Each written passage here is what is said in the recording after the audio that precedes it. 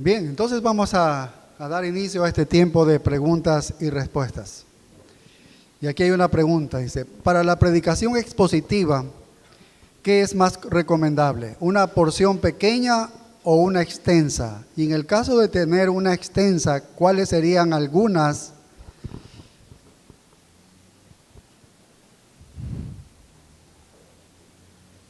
Está en griego, parece. Ya, ¿cuáles serían algunas recomendaciones para un joven que lleva predicando desde hace 6 meses? Yo creo que cuando uno piensa en la predicación expositiva, ¿no? Asumiendo, todos entendemos eso, es predicar la Biblia de manera consecutiva, versículo por versículo. Entonces, si predicas primero a los Corintios, predicas los 16 capítulos de Corintios, versículo por versículo.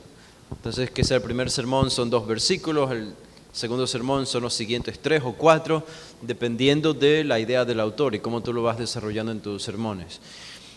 Si uno va a preferir agarrar pasajes extensos o un pasaje corto, eso va a depender de cada predicador. Yo creo que cuando uno predica en un sermón expositivo, uno predica pasajes largos o extensos, es más difícil que predicar un pasaje corto. Lo digo porque es a veces más difícil tratar de condensar tanta información en un solo sermón, porque no quieres dejar nada fuera y quieres comunicar toda la idea. En cambio, con un pasaje corto simplemente tratas de comunicar todos los detalles que vas encontrando en el pasaje y comunicando la idea completa. Pero aún así, yo diría recomendaciones. Una obviamente sería escuchar a hombres que predican de esa manera, que predican con pasajes extensos. Yo conozco predicadores que están comprometidos con la predicación expositiva, pero unos avanzan mucho más rápido que otros. Y terminan los mismos libros de la Biblia, pero unos los terminan en más años, otros en menos años, porque unos van agarrando muchos más versículos que los otros. Eso va a depender de cada predicador, al menos siempre y cuando el texto sea correctamente entendido, correctamente predicado, pero yo creo que serían las mismas recomendaciones, solo pensando en pasajes o textos muy extensos. Yo creo que hay una mayor medida de demanda para saber condensar, resumir y no dejar fuera cosas importantes que uno podría dejar fuera y que no deberían quedar fuera en ese pasaje. Y yo creo que ese es uno de los impedimentos o desafíos de los que agarran textos que son muy extensos. Asegúrate de predicar la idea central, pero sin dejar ideas que son importantes, porque tienes que avanzar más rápido. Y al hacer eso puede ser que queden cosas fuera. Entonces, pero yo creo que sería lo mismo, no sé. Sí, básicamente la idea principal, la idea que gobierna el argumento del pasaje es la predicable. Y entendiendo eso, un ejemplo sería si alguien va a predicar, todo lo puedo en Cristo que me fortalece. Y si lo va a predicar por decir soy expositivo, pero se olvida el argumento de todo el pasaje, ya no está predicando expositivamente. Va a ser hablar ese texto algo que ahí no dice. Entonces me refiero a lo que dice Sixto, que nosotros predicamos argumentos, la misma idea y la intención por el cual está escrito ese pasaje. Ahora bien, si tomo el ejemplo que acabo de poner y está dentro de una sección donde Pablo dice todo lo puedo en Cristo, en abundancia o en escasez, hablando de la fortaleza espiritual que Dios entrega a los creyentes sin importar las circunstancias, yo podría hacer de ese pasaje una serie de sermones, pero no olvidando la idea principal. Entonces, creo que eso va a ayudar mucho. Hay pasajes como el mismo Filipenses, cuando vemos la humillación de Cristo y la exaltación de Cristo. Filipenses 2 del 5 al 11, por ejemplo. Ahí tenemos los primeros versículos que hablan de la humillación. Y después tenemos la exaltación que hace el Padre al Hijo. Bueno, para hablar de la humillación, por el contenido que tienen los versículos del 5 al 8, entonces podríamos hacer una serie detallando, no olvidando, viendo todo el contexto lejano, cercano, teológico, etcétera, etcétera. Por eso necesitamos hermenéutica, para poder enseñar la intención original que está respecto a la humillación de Cristo, del tema específico. Entonces, sí, depende del predicador, pero hay una máxima que para nosotros gobierna, y es que el predicador no pone el tema, sino que la Biblia pone el tema conforme a lo que dice el texto. Entonces eso es lo principal para poder decir, oye, voy a avanzar esto o voy a avanzar poco. Muy bien. Otra pregunta. He escuchado de algunos tipos de predicación, como la temática. ¿Se puede realizar una exposición temática de forma expositiva? ¿Es recomendable? Sí, no es imposible una predicación temática expositiva, pero yo creo que como punto de partida nosotros deberíamos tratar de dejar de pensar en sermones temáticos, porque honestamente ha sido la práctica de nuestras iglesias ya por siglos, por muchos años aquí en Ecuador. ¿Para qué seguir con ese tipo de predicación?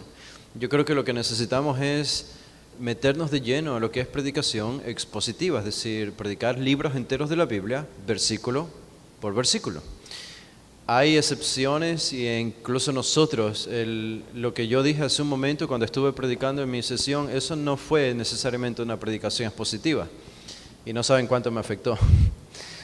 Y fue algo temático, porque estuvimos hablando de varios temas, ¿verdad? No, al final, bueno, un pasaje de Ezequiel y traté de hacerlo expositivo, pero fueron muy pocos minutos, no fue un sermón. Yo creo que son excepciones, son muy excepcionales las ocasiones en las que ustedes pueden predicar temáticamente. Ahora, lo que se dice es que aunque sea un sermón temático, puede ser expositivo, sí, siempre y cuando expliques o expongas los versículos que estás citando en ese tema temático. ¿Ok? Si yo predico sobre la justificación y tengo 7 versículos, no de un pasaje, sino de diferentes pasajes en toda la Biblia, el Nuevo Testamento, sobre la justificación, voy a enseñar esos 7 versículos y voy a tratar de explicarlos según su contexto, según su intención original. En ese sentido estoy exponiendo, estoy siendo expositivo, pero no estoy siendo consecutivo. Es decir, no es predicación expositiva consecutiva, es predicación expositiva temática.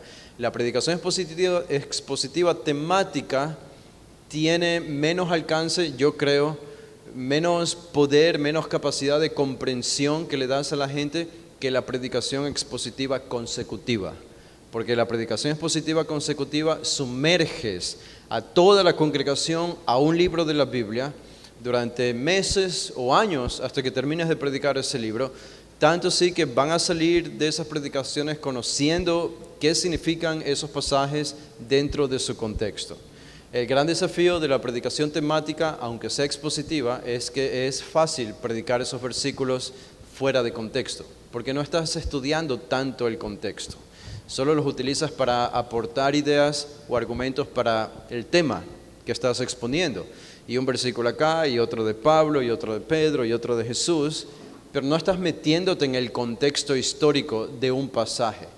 Y esa es la debilidad de la predicación temática. Aún así, puede ser que a veces sean necesarios, excepcionales, por alguna razón importante, algún tema muy importante, pero nuestra norma, nuestra práctica debería ser predicación expositiva consecutiva, libros enteros de la Biblia.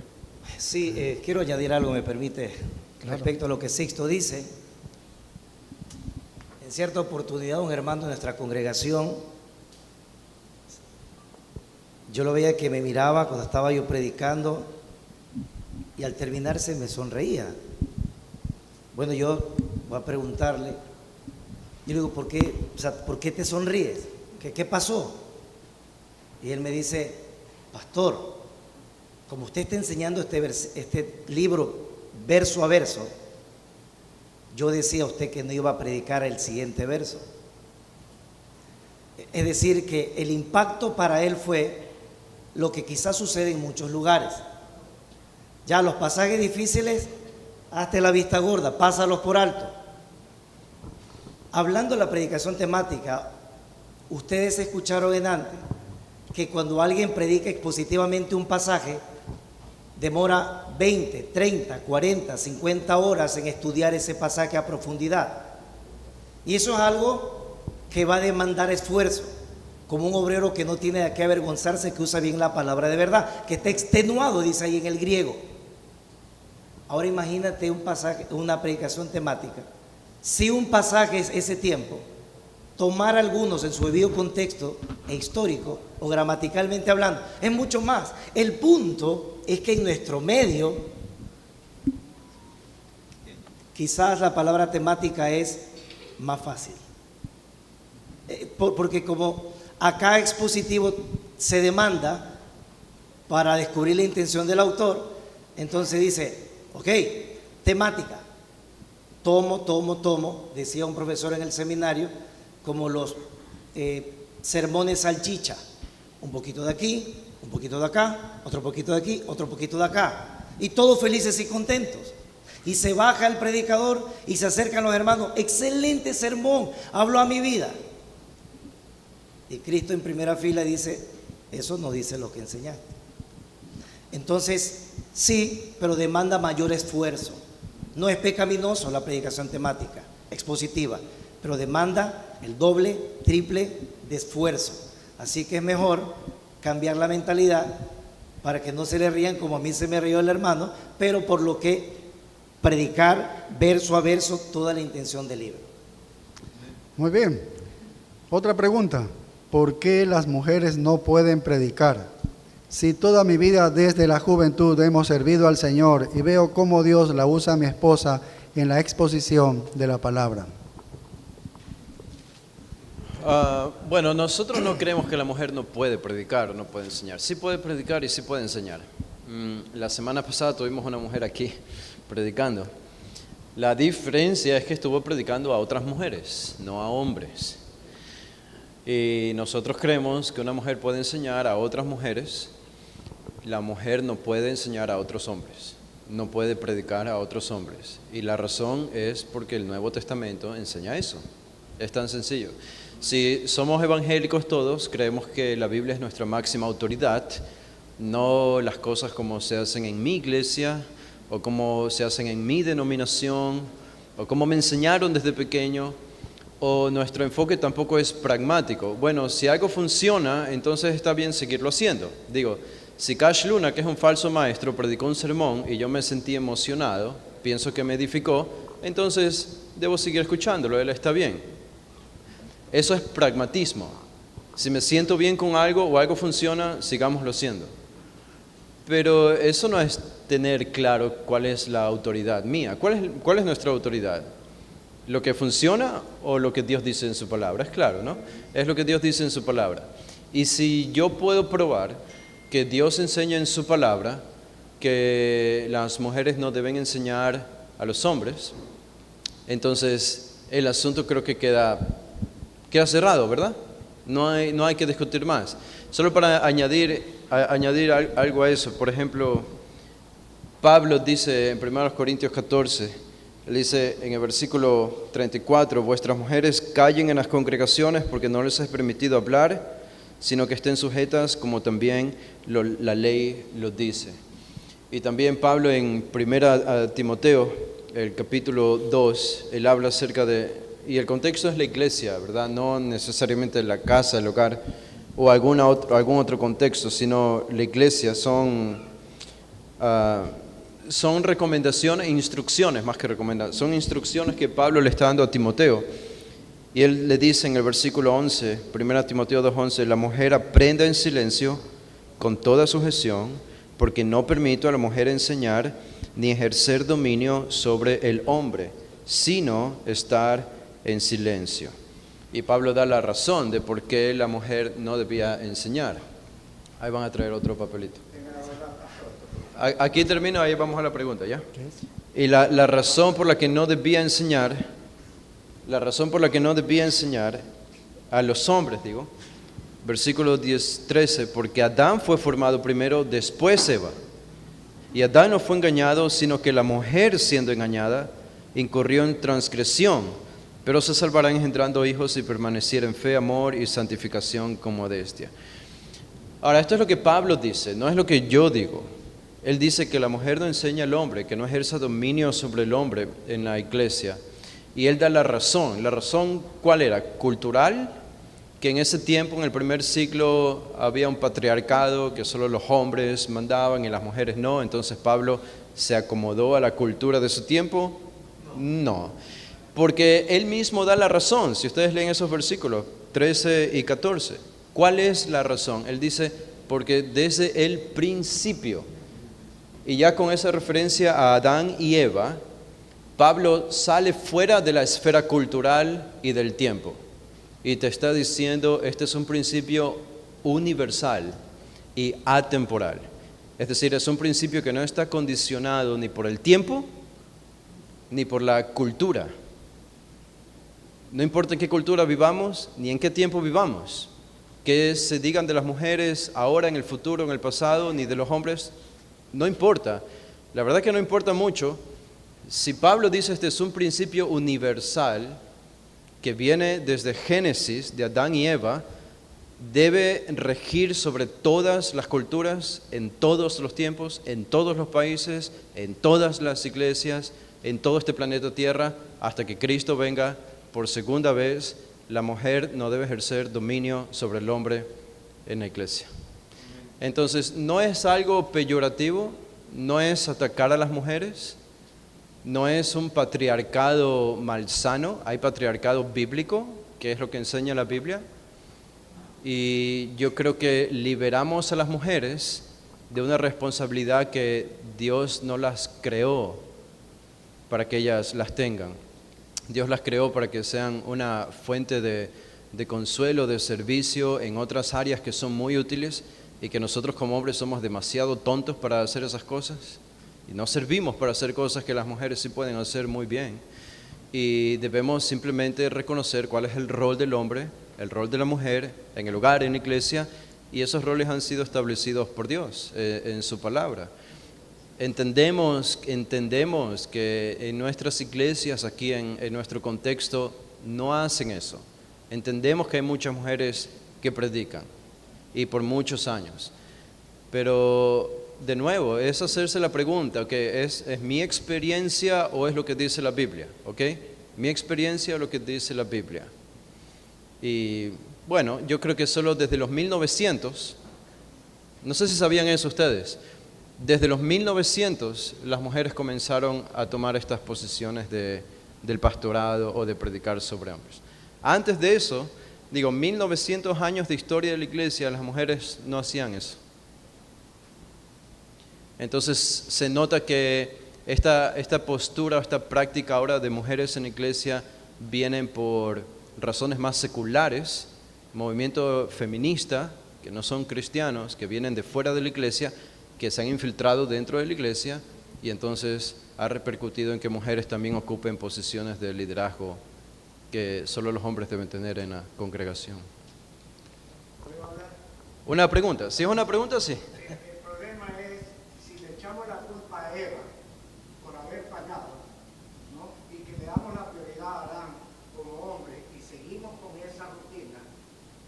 El hombre también falló. Adán fue mentiroso, ¿sí? David cayó, ¿no?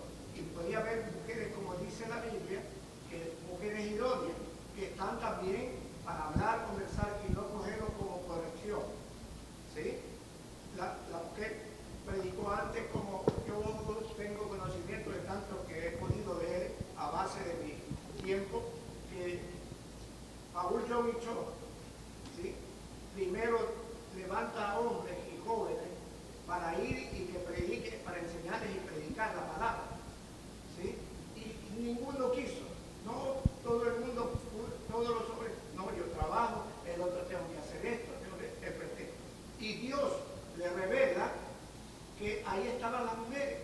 Y esa iglesia de Paul John y Cho, que era el pastor, pero la iglesia de Cristo, cogió y subió, y fue una de las muy grandes. Aparte, la mujer samaritana tuvo una enseñanza con Cristo en la conversación. Luego ella capta todo y entra a Samaria a predicar. Eso, dentro de ahí, evitemos el machismo, porque la mujer también a mí me corrige, mi esposa, cuando yo cometo un error. Sí, yo creo que se están confundiendo dos cosas, ¿verdad? O sea, el que uno sea corregido por una mujer es una bendición. no hay ninguna diferencia que uno sea corregido por un hombre y una mujer, por nuestras esposas todavía mejor. Lo de Paul Yonggi Cho creemos que es un falso maestro, así que, y también creemos que no hay revelaciones hoy, la única revelación es la Biblia. Entonces ya vamos viendo más diferencias que escapan de nuestro tema, ¿verdad? Y que ya implica, podemos conversar, al final de pronto vamos a tener una conversación si hay más preguntas sobre Paul Yonggi Cho y la iglesia de él. Pero solo algo yo creo- para agregar. Bueno, si ven la necesaria la hermenéutica, ¿verdad? Ok, en el versículo 11 de lo que cita Sixto, o lo que dice la palabra de Dios, la mujer aprende en silencio con toda sujeción. El mundo contemporáneo toma la defensiva este versículo. Ese es el problema. El problema no es la Biblia, como se predicó ahora, el problema es los terrenos.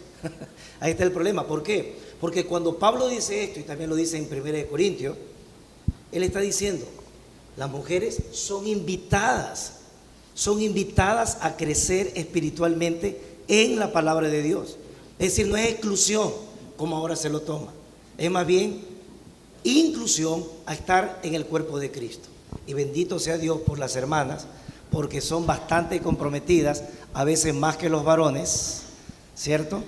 Pero la palabra de Dios es lo que Dios dice y a veces no lo que podemos decir nosotros. Bien, perdón. Antes de 1900 predicó y Dios la usaba. Perdón, es solamente un mensaje que no se me pierda. El carro con placas GST 6967 tiene un problema de mal estacionamiento. ¿Algún hermano aquí presente Sí. puede ir afuera para reubicarlo? Muchas gracias. Bueno, solo para terminar con el tema de las mujeres, creo que trayéndolo al tema de la hermenéutica, ¿verdad? Que es el tema del que estamos hablando. Cuando vamos a textos de la Biblia, por ejemplo el de la mujer samaritana, aplicamos la hermenéutica. ¿Cómo interpretamos ese pasaje? ¿Como yo quiero o como debo interpretarlo? Por eso necesitamos un método para interpretar cada pasaje, según la gramática y según la historia. Y cuando estudio ese episodio de Jesús con la mujer samaritana, primero, la iglesia no existía todavía. Allí no hay iglesia. La mujer samaritana no predicó desde un púlpito la Biblia a hombres. Ella estaba en la calle, tuvo el encuentro personal con Jesús, Jesús se le reveló a ella, le dijo quién era, el Mesías. Ella pertenecía a otra religión, los samaritanos creían cosas diferentes que los judíos, aunque similares. Ellos solo creían en los primeros 5 libros de la Biblia, no en los profetas. Los judíos sí creían también en los profetas, todo el Antiguo Testamento. Pero ella también esperaba un Mesías, y entonces entendió que Jesús era ese Mesías. ¿Qué es lo que hizo cuando ella entendió eso? Y Jesús obviamente la confrontó con su pecado. Fue a contar a todos los que sabía, todos los hombres que conocía y mujeres que conocía, a todos, quién era Jesús. Pero fue un testimonio personal.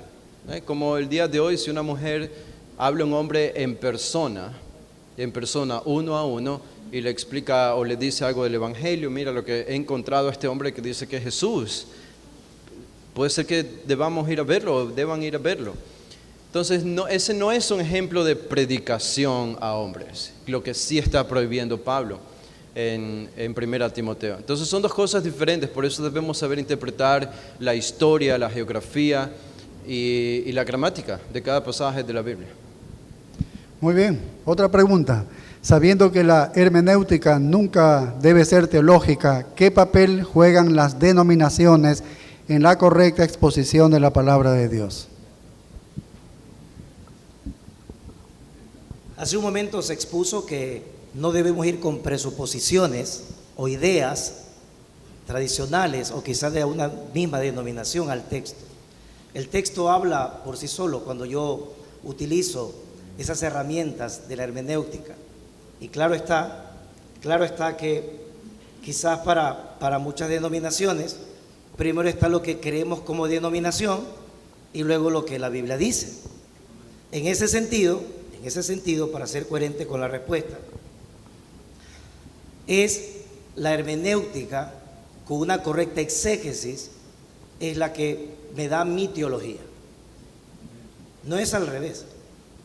No voy con pensamientos ya para acomodar la teología que ya tengo o lo que escuché de tal o cual reglamento para decir, mira, este sí me apoya o esto no me apoya. Entonces, creo que al revés, realmente. Es la hermenéutica aplicada en la exégesis, brota la intención del autor, y eso es lo que debo de creer, eso es lo que marca mi teología. Hermanos, y cuando nosotros somos conscientes y diligentes a hacer lo que estoy diciendo, de plano se van a derribar muchas cosas que a veces hemos creído que son bíblicas o que le hemos interpretado mal. Todos interpretamos todos los días. Así que usted hace hermenéutica en la vida diaria. Usted hace hermenéutica para todo. Cuando ve un letrero, usted lee y usted interpreta lo que dice el letrero. Cuando lee un periódico, cuando camina, para todo. Ahora, hay una hermenéutica peligrosa. Cuando usted conversa con su esposa y ella a veces se enoja porque usted sale mucho y le dice, está bien, ándate a jugar. Sabemos que ese ándate de la mujer, la interpretación es quédate.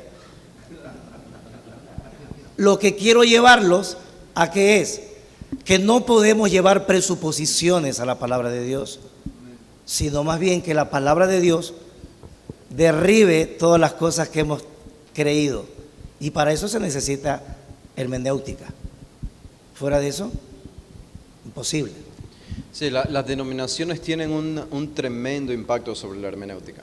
Tremendo. Si alguno pertenece a la iglesia presbiteriana, denominación presbiteriana, vas a creer que tienes que bautizar a bebés, y tu perspectiva sobre el fin de los tiempos también va a ser muy particular según su enseñanza. Si eres un bautista de la denominación bautista, no vas a creer que los bebés deben ser bautizados, sino solo los creyentes. Los nuevos creyentes son los que son bautizados. Entonces, en ese y otros temas doctrinales. Ahora, nosotros aquí no somos denominacionales. Esta iglesia al menos no pertenece a ninguna denominación. No significa que también somos antidenominacionales, como que estamos en contra de toda denominación, tampoco así.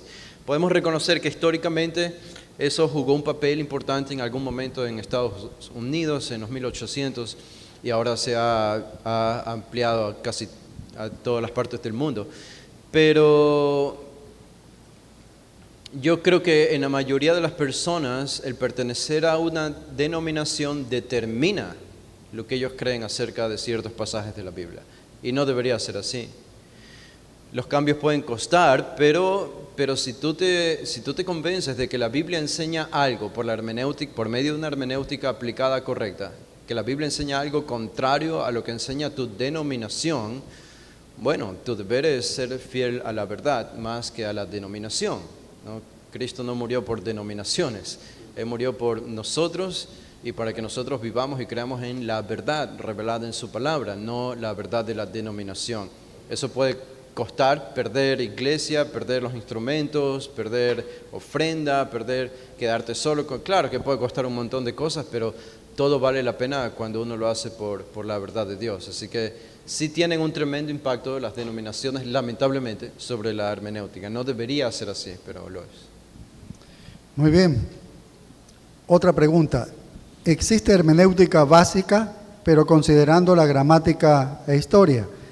Ya que me congrego en una iglesia en un sector rural, donde existen miembros con distintos niveles académicos.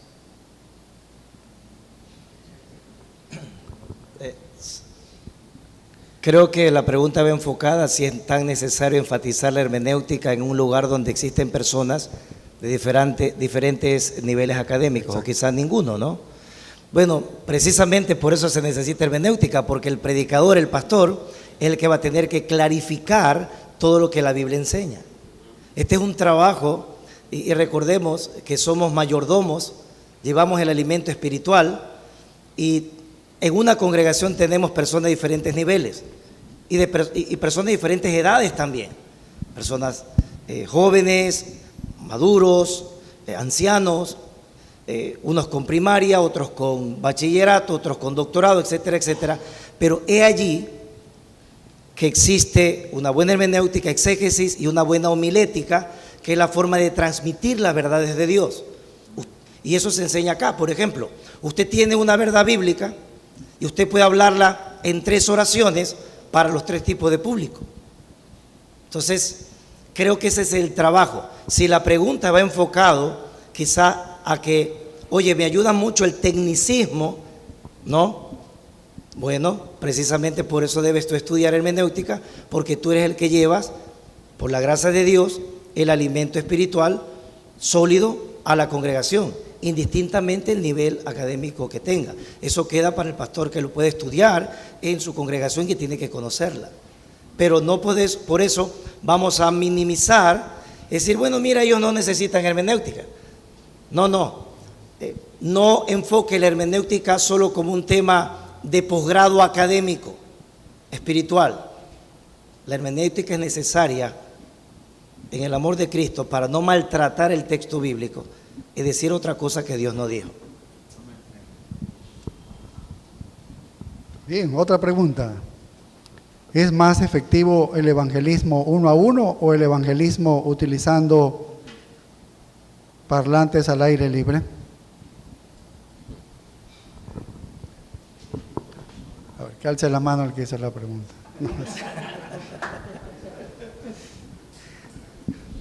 No, cualquiera de los dos. La Biblia no habla de eso, ¿no? Prediquen el Evangelio como puedan predicar, donde puedan, cuanto puedan, con los artefactos tecnológicos que puedan, uno a uno, claro, en parlantes, por redes sociales. Obviamente, la ventaja de conversar con una persona uno a uno es que vas a poder ampliar verdades que quizá no puedes cuando estás predicando en un parlante, ¿no? Y la persona te puede hacer preguntas, tú le respondes y amplías lo que es el Evangelio. Sería una ventaja de hacerlo uno a uno, pero los medios que uno utiliza para predicar el Evangelio pueden ser muy variados. Acaba de salvar algunos parlantes que iban a ser rotos hoy día al final de la tarde. Te agradezco por eso. Solo que tenga cuidado porque el alcalde, si es de Guayaquil usted, el alcalde ha puesto algunas multas fuertes para los que hacen bulla. Sí, es nuevo eso, es una nueva ordenanza. Bien, otra pregunta, una pregunta que me parece importante. Sabiendo que la palabra de Dios es sin error, ¿cómo enfrentamos versiones de la Biblia como la NBI, en donde se omiten textos como 1 de Juan 5:7, que 3 son los que dan testimonio, y Marcos 9:29, cuando habla del ayuno, considerando el argumento de las primeras copias y rollos de dichos escritos? Esa es una buena pregunta. ¿Cuál era la pregunta? Exactamente. A ver. Es para que ustedes le escuchen nuevamente. Sabiendo que la palabra es sin error, ¿cómo enfrentamos versiones de la Biblia como la NBI? ¿Cómo enfrentar versiones de la Biblia? Bueno, no las usen. Esa es la manera de... Si tienen la NBI, por ejemplo, y saben que hay... ese no sería un problema solo de la NBI. No estoy seguro si esa pregunta va direccionada hacia un lado o hacia otro, pero yo voy a responder creo que lo que es correcto, ¿okay? Porque la Reina Valera en ese caso tiene, que es la versión que hemos usado siempre, nosotros todavía lo usamos aquí, del 60, también tiene versículos añadidos que no deberían estar allí. Entonces, va para la NBI, pero también va para Reina Valera, aunque NBI sí se diferencia de Reina Valera y es la razón por la que preferimos a Reina Valera, no a la NBI y otras versiones que hacen unas traducciones más abiertas o parafraseadas del original. Pero la idea simple es esta, que cuando se escribieron los rollos originales del Nuevo Testamento, obviamente se perdieron con el tiempo, ya no existen, nadie tiene esos rollos originales, lo que existen son copias y copias y copias y copias de esos rollos originales. Y esas copias se encuentran en lugares diferentes del mundo, del Mediterráneo, por allí, y hasta la Edad Media encontraron algunos nuevos, e incluso en la era moderna, los rollos del Mar Muerto también. Ahora, ¿qué tienen que ver las versiones con esto? Por ejemplo, les pongo de ejemplo la Reina Valera. Reina Valera, o la Biblia del Rey Jaime en inglés, viene de una familia de manuscritos que vienen de un solo lugar, donde se hicieron copias de ese manuscrito, pero de un solo lugar, ¿ok? Entonces, eso es una familia de manuscritos muy tradicional que se remonta probablemente hasta los 500 después de Cristo o algo así, o 1000 después de Cristo o algo así. y ha llegado hasta ahora, así que pueden trazar toda esa familia y copias de manuscritos hasta ese tiempo.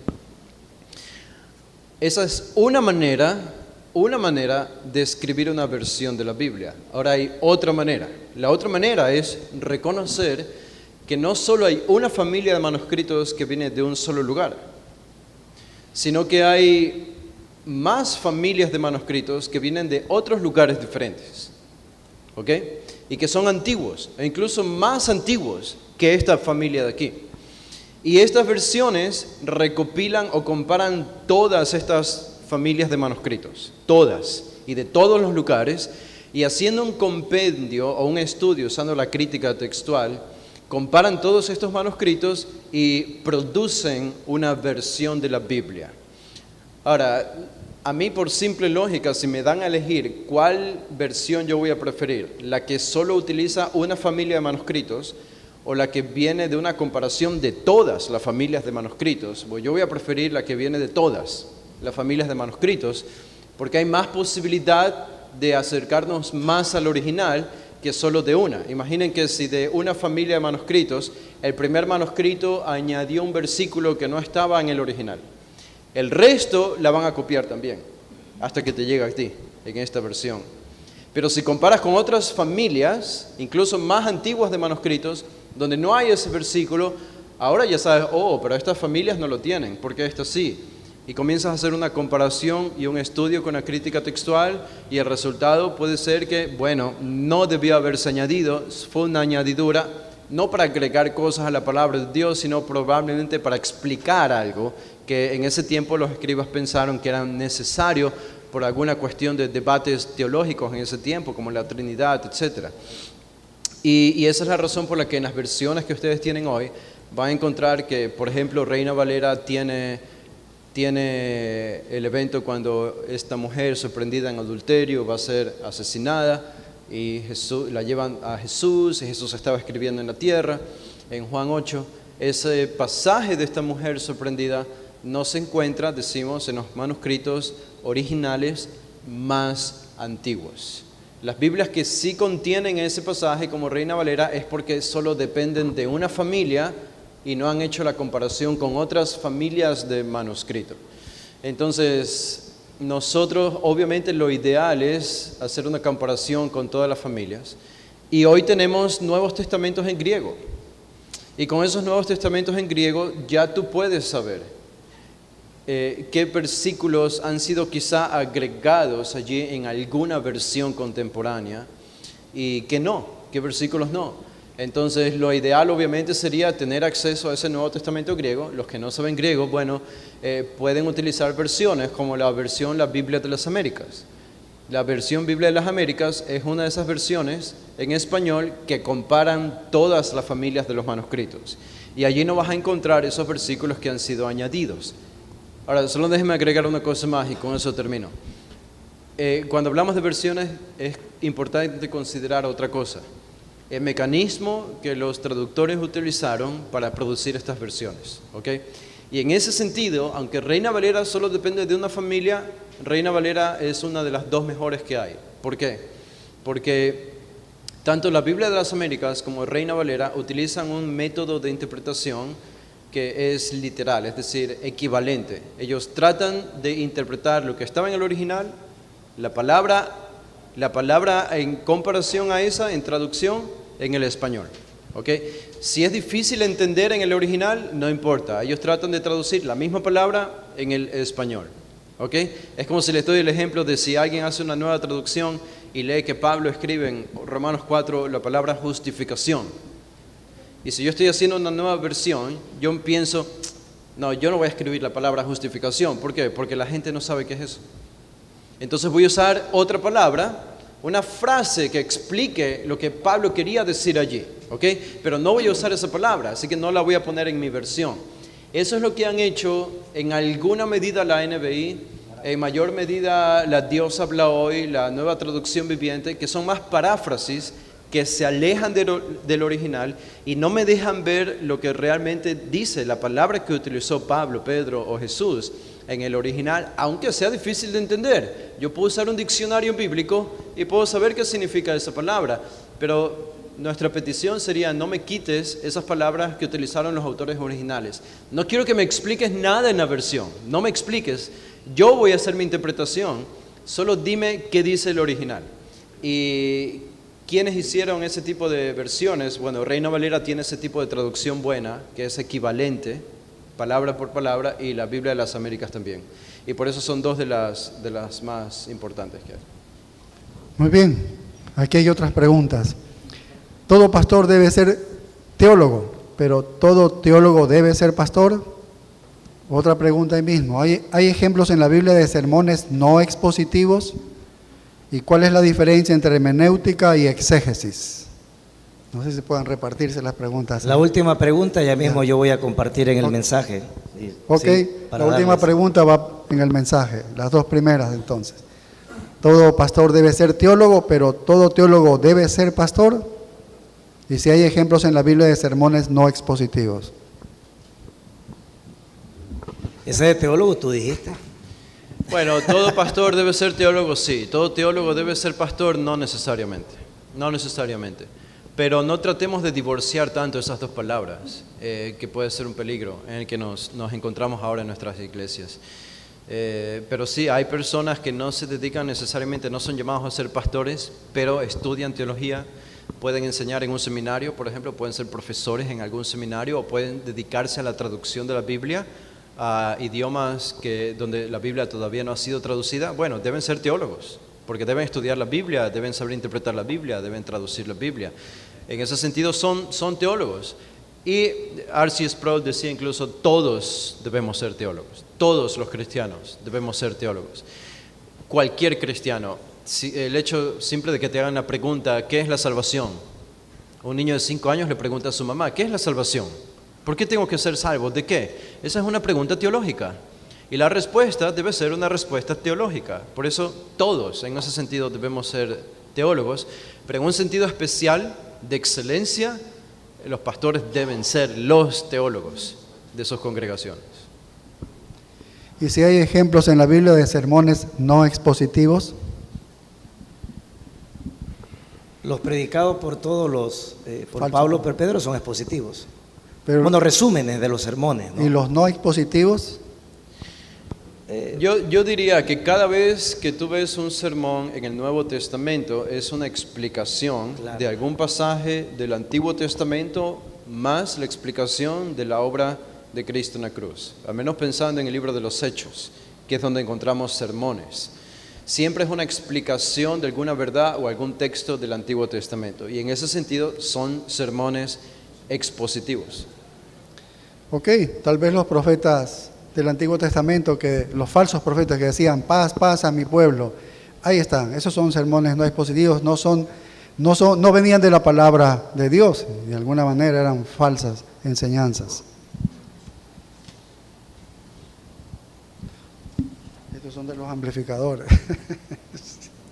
Cuando Jesús le dice al ladrón en la cruz: desde hoy estarás conmigo en el paraíso, ha existido debates sobre este verso. ¿Cuál es la explicación correcta o interpretación? Que el ladrón en la cruz estuvo ese día en el paraíso. Esa sería la interpretación literal, ¿no? Eso es lo que dice Jesús. No sé en qué sentido está hecha la pregunta. ¿Cómo se relaciona el arrepentimiento con el hecho de que el ladrón fue al paraíso con Jesús? Claro, no, ibas a responder. Lo que ibas a decir ahorita.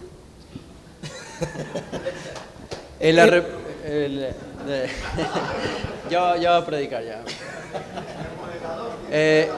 La confesión y el arrepentimiento del ladrón en la cruz la tienen allí en ese pasaje de Lucas 23, cuando él habla con el otro ladrón, ¿verdad? Y el otro ladrón estaba recriminando a Jesús: ¿por qué no nos bajas de la cruz? Porque si tú eres el Mesías, sálvate a ti, sálvanos a nosotros. Y este ladrón de acá le recrimina al otro ladrón: ¿por qué le hablas así? Él es un hombre inocente, él no ha hecho ningún mal. Y tienen la petición final: cuando vengas en tu reino. Entonces él está creyendo algunas cosas, está confesando está reconociendo su maldad porque está reconociendo la inocencia de Jesús, no su inocencia. Él reconoce su pecado junto al otro ladrón. Él dice, nosotros recibimos lo que merecen nuestros actos, pero él no. Él está reconociendo su pecado. Y si ese pasaje de Lucas lo comparan con el de Mateo, Mateo nos dice que los dos ladrones estaban argumentando en contra de Jesús, criticando o insultando a Jesús. Pero Lucas acá nos dice que solo uno y el otro no. Lo que a la luz de esos dos pasajes concluimos nosotros es que inicialmente este ladrón no estaba arrepentido todavía, pero en algún momento, cuando ya estaba crucificado, comprendió su pecado, el Señor le abrió su corazón, entendió quién era Jesús, le pidió que lo salve. Y esa fue su confesión de salvación. Y entonces Jesús vio esto y simplemente le prometió que estaría con él en el paraíso.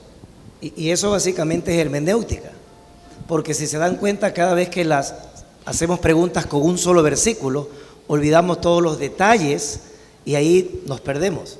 Por eso es la dificultad de responder. Si usted solamente toma ese versículo y no da todo lo que dice Sixto, puede decir muchas cosas. Pero ya en su debido contexto, usted se da cuenta, como le explicó, que existió un arrepentimiento. Lo que pasa es que a veces queremos que la palabra arrepentimiento aparezca allí. Entonces, ahí, por eso hay que estudiar hermenéutica, las reglas de interpretación. Ok, está implícito ahí. Hay una pregunta, pastor. Otra pregunta. Más que pregunta, sería adicionarle a la pregunta ya hecha. Yo creo, en algún momento he oído, inclusive discusiones entre pastores, y se lleva al contexto lo que pasa con el rico y Lázaro y lo que pasa con el ladrón en la cruz, porque ahí se habla de que Lázaro fue un lugar de descanso o de consuelo. Entonces, muchas veces, por eso hago la acotación, muchas veces se refiere a dónde en realidad fue este personaje, o al paraíso verdaderamente, o a un lugar de consuelo. En realidad, enfoco el punto ahí porque quizá algunos tienen también esa interrogante, pero yo en mi personal creería que ese lugar de consuelo o de descanso vendría a ser El paraíso, el seno de Abraham, conocido para la mentalidad judía. Otra vez, ahí está una de las barreras por la cual necesitamos hermenéutica, que es conocer lo que ellos tenían en mente. ¿Qué tenía el judío en mente? ¿Qué él entendía por seno de Abraham? Bueno, quizás para nosotros, después de 21 siglos, se nos rompe la cabeza. Por eso necesitamos hermenéutica. Bien, otra pregunta. Dicen que las formas no importan, pero si se consiguen los objetivos de ser salvos, o sea, que personas sean salvas. Dicen que las formas no importan, pero si se consiguen los objetivos de ser salvos, o sea, los métodos. Yo creo que eso se responde con Romanos 1:16. Lo único que tiene poder de Dios para salvar a alguien es el evangelio bien predicado. Para el judío, para el gentil, es poder de Dios. Si hablamos de formas, usted ha cambiado el método de Dios. La fe viene por el oír, y el oír, ¿qué cosa? La palabra de ¿qué? De Dios, bien predicada, bien expuesta. No hay otro método. Utilizar otro método sería pragmatismo.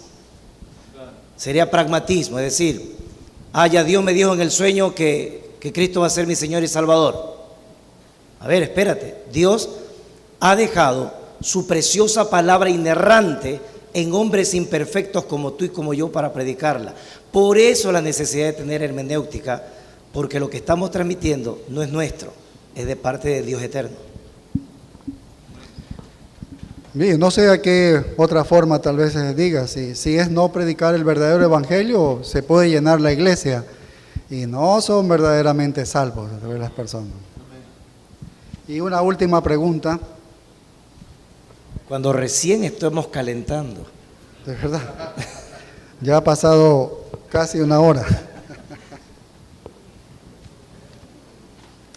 Es sobre la parábola del sembrador. Termina diciendo, si supuestamente debe ser llamado parábola de los terrenos y no de la semilla. Y acá lo explica porque dice, parábola del sembrador en el verso 19 dice, este es el que fue sembrado junto al camino.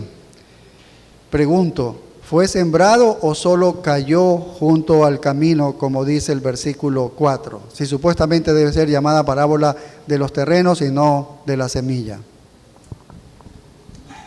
Bueno, si fue sembrado no, obviamente tuvo que haber sido sembrado, pero los que saben de agricultura aquí entienden mejor esas imágenes de que a veces una semilla puede caer en la tierra y puede germinar y producir algún fruto en el futuro.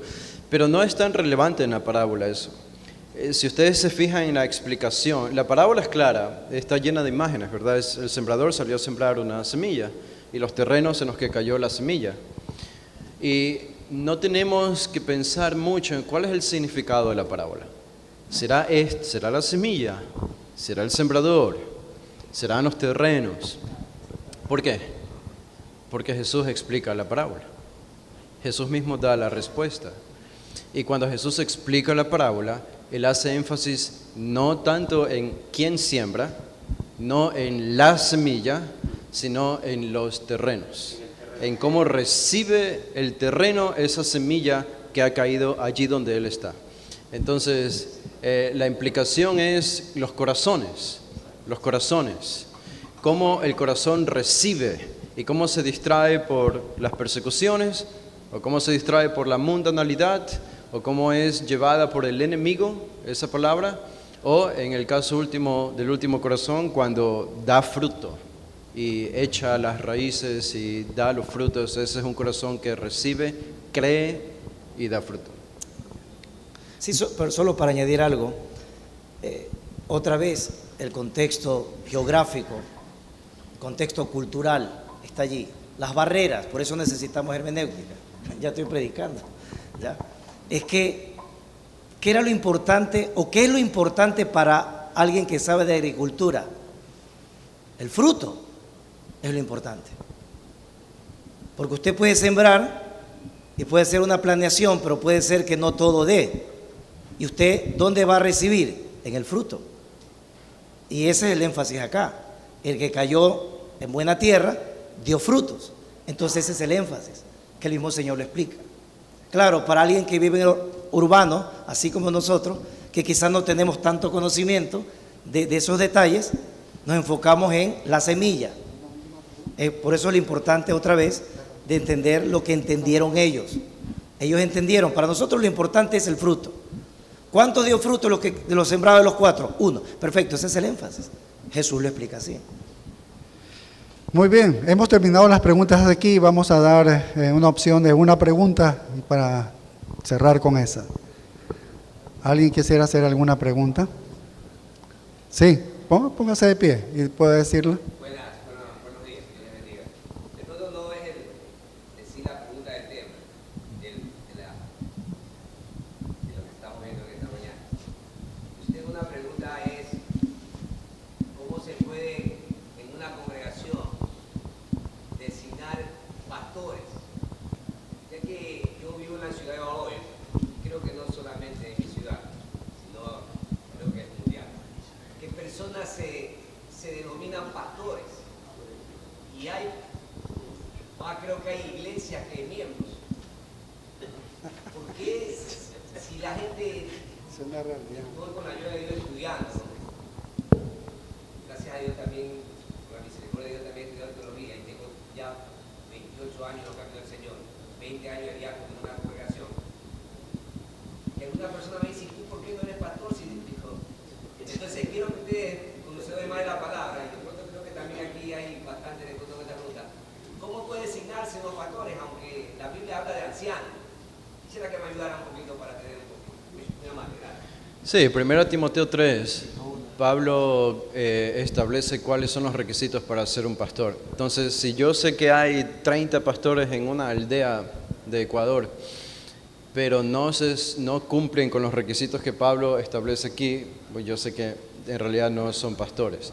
¿Cómo comienza una persona a darse cuenta si el Señor la ha llamado? Bueno, es por el deseo fuerte en servir, en la enseñanza, en la predicación. Tiene que venir un deseo fuerte interno, y eso es lo que implica incluso la palabra que utiliza Pablo cuando dice si alguno anhela obispado. Esa palabra anhela Es una palabra fuerte, es un deseo fuerte. Como Spurgeon o Martin Lloyd-Jones hacían en su tiempo, estos grandes predicadores, cuando un joven quería estudiar en sus seminarios para ser pastor, ellos decían, bueno, ¿quieres ser pastor? ¿Quieres estudiar en seminario? Ok, dedícate a otra cosa, haz otra cosa, no estudies, no seas pastor. Si ellos le obedecían, es porque ese hombre no había sido llamado a ser pastor.